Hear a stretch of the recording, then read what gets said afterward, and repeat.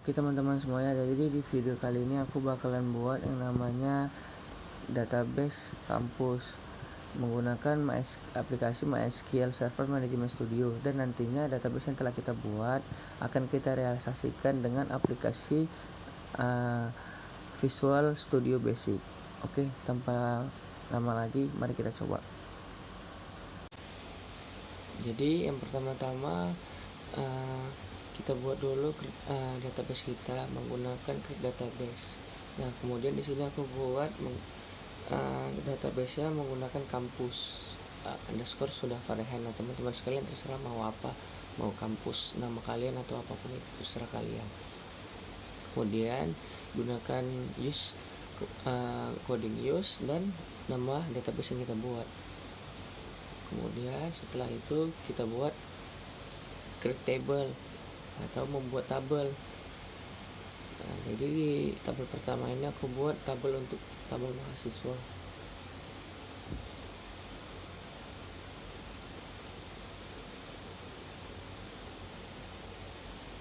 Nah, di tabel mahasiswa ini nantinya isinya ada name, nama mahasiswa,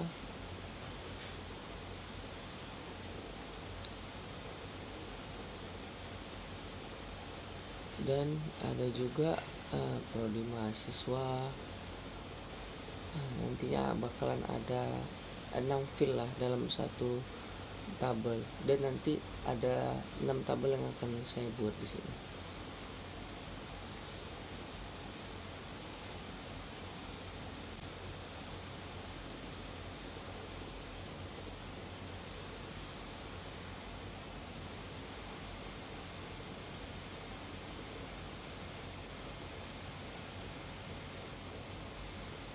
Nah, seperti yang bisa teman-teman semuanya lihat di sini, inilah field-field yang ada pada database mahasiswa. Nah, jadi teman-teman sekalian tinggal ikutin aja sesuai dengan apa yang aku buat. Nah, setelah itu aku juga buat tabel yang bernama prodi. Dan di tabel prodi itu aku ada buat primary key-nya, yaitu primary key-nya itu di ID prodi. Dan di tabel mahasiswa juga aku melampirkan yang namanya ID prodi. Jadi kenapa kalau teman-teman nanya kenapa gitu, jadi nanti fungsinya untuk mengkonekkan antara tabel mahasiswa dengan tabel prodi, seperti itu kira-kira teman-teman. Dan di tabel prodi, maksud saya di tabel mahasiswa saya juga buat primary key-nya, yaitu name mahasiswa, seperti itu. Nah, dan di sini aku udah buat isian fieldnya. Nah, teman-teman semuanya bisa tinggal ikutin aja, ataupun tinggal ya teman-teman ubah, tinggal cocokin aja seperti itu. Nah, setelah udah tinggal teman-teman semuanya blok dan tinggal di-execute aja.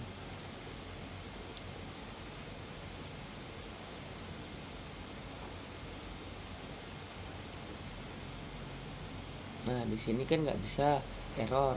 Kenapa demikian? Karena di tabel prodinya belum ada kita buat sama sekali isi dari fieldnya, sedangkan di tabel mahasiswa kita ada melampirkan yang namanya ID prodi, akan tetapi ID prodi juga belum kita isi. Nah, jadi sebelum itu kita isi dulu field dari prodi tadi, agar nantinya ketika kita mengeksekut di bagian mahasiswa bisa seperti itu teman-teman.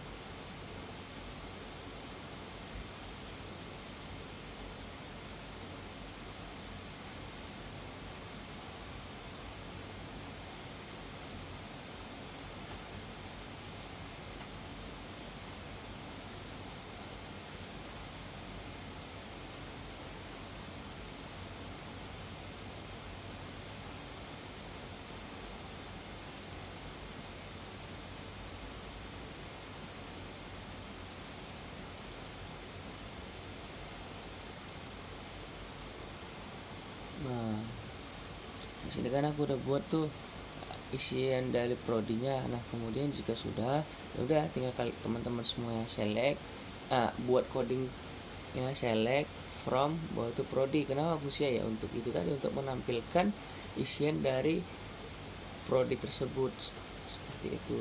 Dan tadi semuanya sudah sesuai dengan apa yang kita buat. Nah kemudian juga di sini isian mahasiswanya itu insert into mahasiswa valuation juga sudah kita blok dan sudah kita execute dan sudah bisa. Dan kemudian di sini juga udah kita buat lagi select from mahasiswanya dan juga sudah nampil seperti itu teman-teman.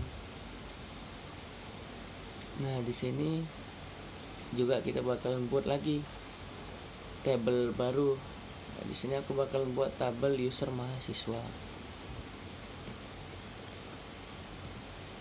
Nah, tabel user mahasiswa nantinya bakalan ada 6 juga, yaitu seperti username, ID user, password.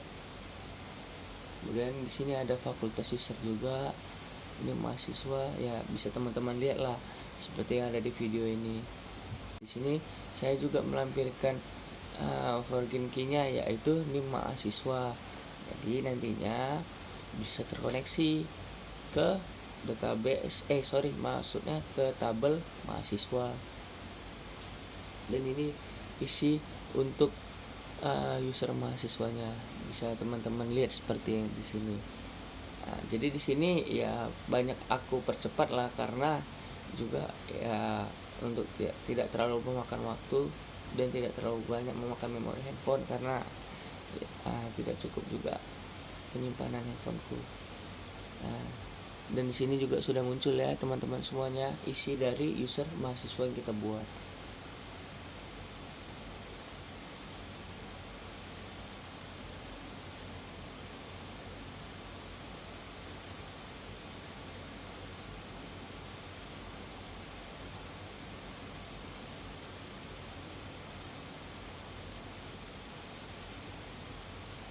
Kemudian aku juga di sini buat yang namanya tabel dosen. Dan teman-teman pasti nanya nih, kenapa di situ udah ada tabel matkul? Nah, jadi untuk tabel matkul, kemudian jadwal mapel aku percepat dulu. Karena di sini yang lebih urgent itu tabel dosen. Jadi di sini yang aku duluan kan di tabel dosen, dan ya sedikit aku cut lah gitu. Seperti itu kira-kira teman-teman. Nah, dan ya bisa teman-teman lihat lah isian dari tabel dosennya. Dan juga di situ kan udah aku blok dan aku execute. Kemudian kita pindah ke tabel daftar matkul.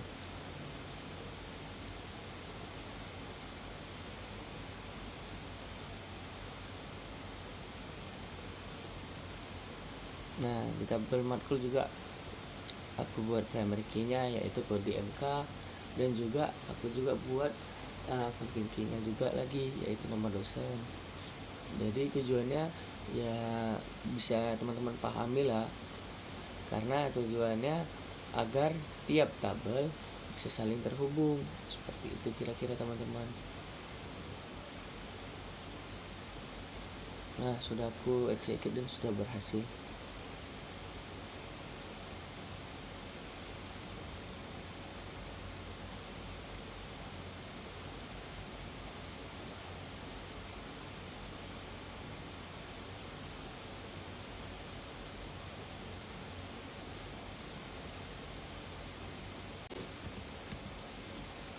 Nah tadi juga di tabel jadwal mapel juga di sini sudah aku buat lah, tinggal teman-teman ikutin aja dan bisa kalian lihat, tinggal disesuaikan aja.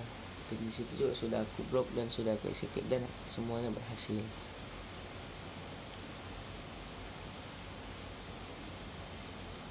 Nah di sini kita masuk untuk pengisian pada tabel-tabel tersebut, yaitu seperti tabel dosen, tabel daftar matkul, dan tabel daftar tabel jadwal mapel. Nah di sini aku buat untuk daftar matkul, ya bisa teman-teman lihat lah seperti apa. Jadi nantinya ya tinggal teman-teman bisa pause video ini, kemudian bisa teman-teman semua ikutin. Insya Allah semua codingnya berhasil kok, tidak ada kesalahan sama sekali. Yang penting teman-teman semua sudah teliti dalam menyesuaikan coding-coding yang aku buat. gitu. Nah, seperti inilah isian pada daftar. Nah, sudah aku blok dan sudah bisa ya teman-teman. Dan ini kemudian aku select. Nah, dan inilah hasil dari daftar matkul. Nah, di sini juga aku buat untuk jadwal mapelnya, isian dari jadwal mapel.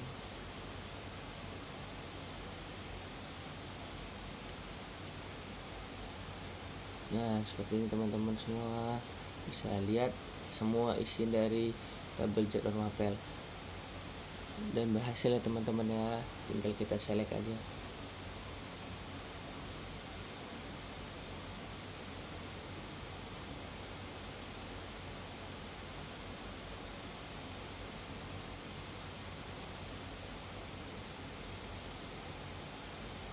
Nah, dan sudah muncul teman-teman semuanya.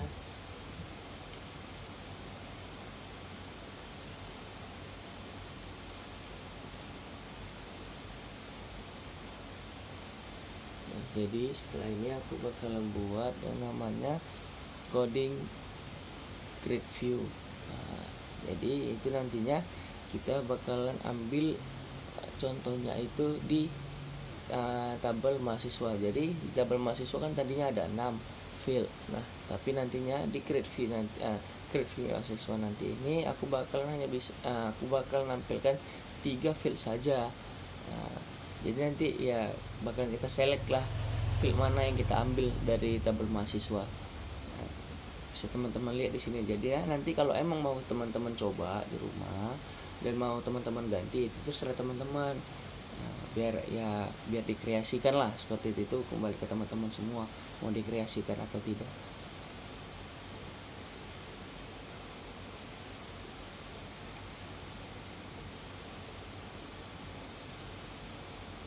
Nah, di sini nantinya aku bakalan buat nih mahasiswa, nama mahasiswa, dan juga prodi mahasiswa seperti itu teman-teman.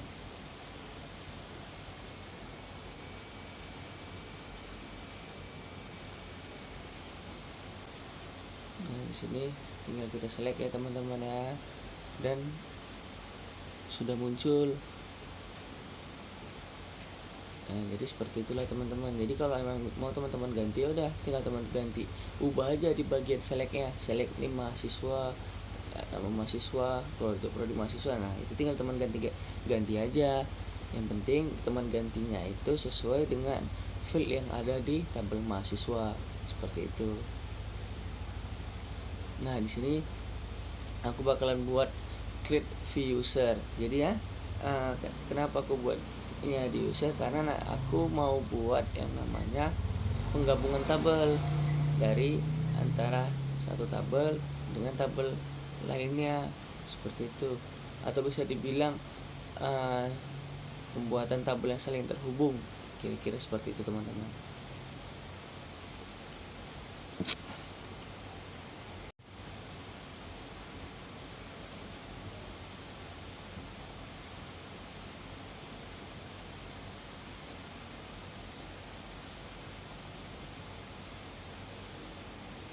Nah, di sini bisa teman lihat lah sesuai dengan apa yang aku buat, tinggal teman-teman sesuaikan semuanya.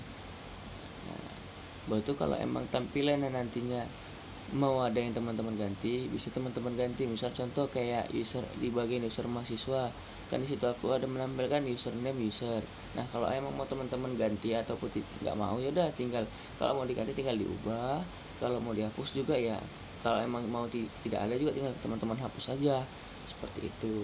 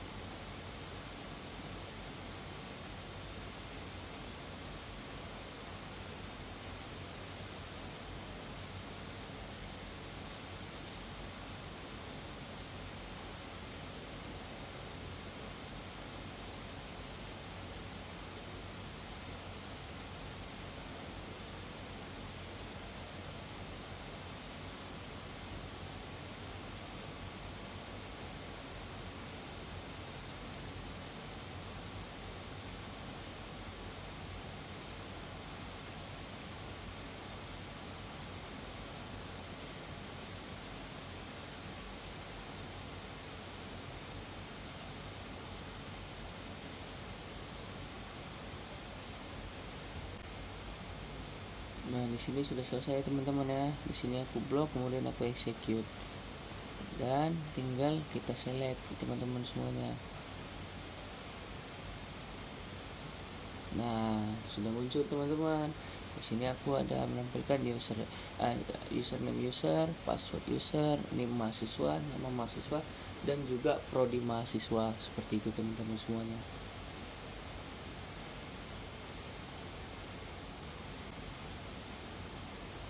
Nah, jadi teman-teman, kan tadi sudah kita buat. Sekarang kita lanjut ke merealisasikan database kita ke Visual Studio Basic. Nah, di sini aku menggunakan Visual Studio Professional 2015.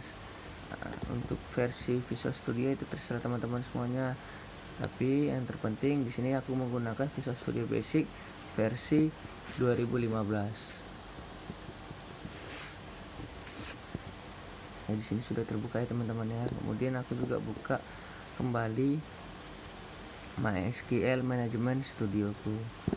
Jadi kenapa aku buka lagi? Karena nanti kita butuh yang namanya server name-nya, server name loginnya. Nah, itu nanti tinggal teman-teman copy aja, tinggal teman-teman sesuaikan dengan server name teman-teman sekalian semua. Kalau teman-teman nanya mengenai codingan tadi, kira-kira kalau misalnya kayak primary key, virgin key, ya tinggal teman-teman pahami aja. Kalau primary key itu dia biasanya kayak kata kunci tabel tersebut lah, sedangkan virgin key-nya itu kayak kata kunci cadangannya, seperti itu. Dan virgin key itu bisa digunakan untuk mengambil field dari tabel lainnya, seperti itu. Nah, di sini tinggal teman-teman pilih aja mau disimpan di mana sesuai keinginan teman-teman lah. Mau nama filenya apa itu terserah teman-teman. Kalau udah tinggal ya teman klik OK lah. Yang terpenting pada menunya teman-teman pilih itu Visual Basic dan Windows From Application. Yang terpenting seperti itu. Ini lagi creating project. Dan setelah ini bakalan muncul form atau lembar kerja kita.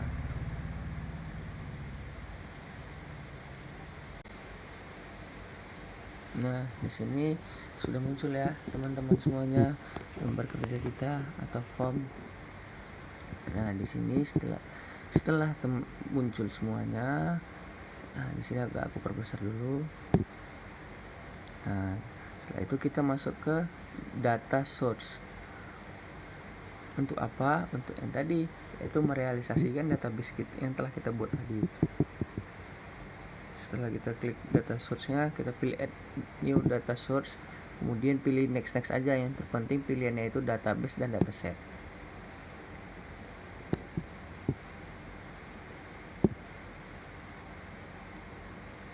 Nah, bagian ini kita pilih new connection. Nah, di server name seperti saya bilang tadi, dikopikan aja server name kita di MySQL Server Management Studio-nya. Nah, kemudian bagian select database-nya, pilih yang tadi yang perlu kita buat yaitu kampus. Kemudian tinggal klik OK. Nah, betul pastikan lagi udah terkoneksi atau belum. Caranya gimana? Caranya bisa text connection string. Nah, di situ tinggal kalian tekan plus aja, udah muncul atau belum, seperti itu. Kalau udah deh, tinggal kalian next saja. Kalian tunggu. Nah, di tampilan ini pilih pada menu tabel, kalian klik dan pilih salah satu, jangan pilih semuanya. Nah, di sini aku menggunakan tabel dosen. Nah, kalau teman-teman semua terserah mau pakai tabel mana, itu ya tergantung keinginan teman-teman lah mau gunain tabel mana. Itu yang penting pilih salah satu aja, jangan pilih semua. Nah, jika sudah maka akan muncul tabel dosennya. Tinggal kalian drag ke lembar kerja kalian.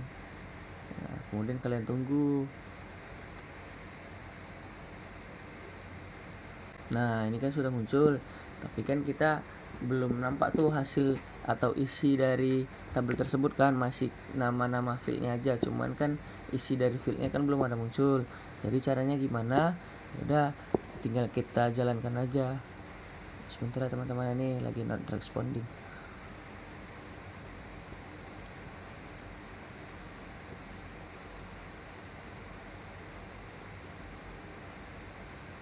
agak aku perbesar biar supaya nampak semuanya.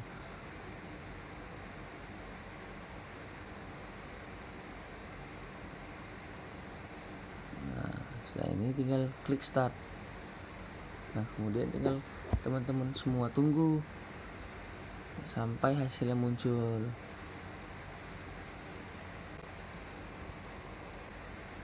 Nah, alhamdulillah semua sudah muncul. Jadi seperti inilah kira-kira teman-teman cara merealisasikan database yang aku bilang. Oke, makasih teman-teman semuanya telah ngikutin video aku kali ini.